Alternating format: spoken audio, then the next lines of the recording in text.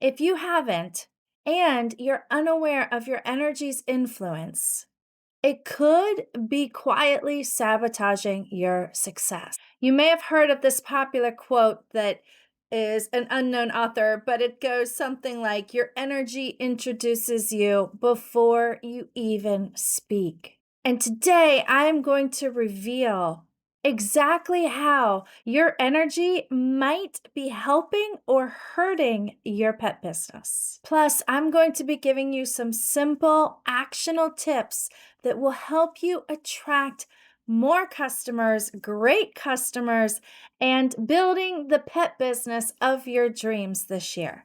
In my previous episode, I focused on identity, how you really want to go from the inside out to work on your identity, that you have to become the top dog CEO before you reap the rewards of a top dog CEO. But it's not just your identity that matters.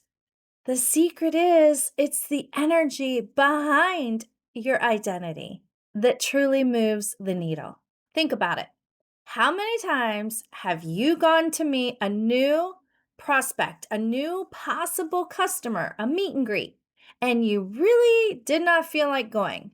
You were stressed, you were overly tired, maybe you were super hungry and your stomach was growling because I've been there. How well did that meeting go? Truthfully, did you find yourself tripping over your words, forgetting your normal spiel?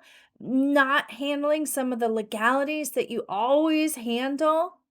Maybe you just didn't even connect with the person and it just felt kind of awkward. Did they sign up with you?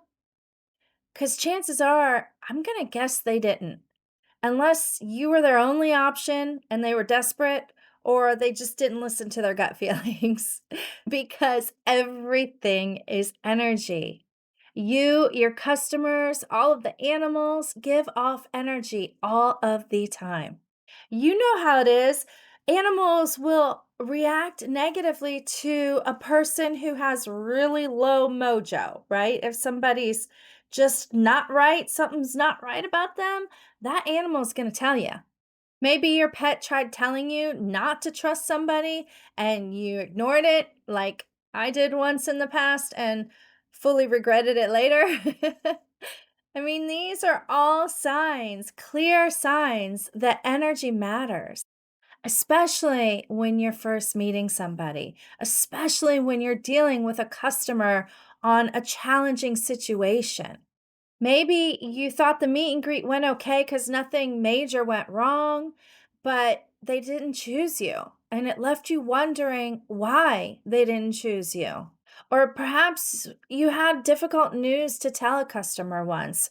And when you delivered it, you weren't feeling good. You were feeling off. You were feeling angry. Maybe you were upset about something their dog did.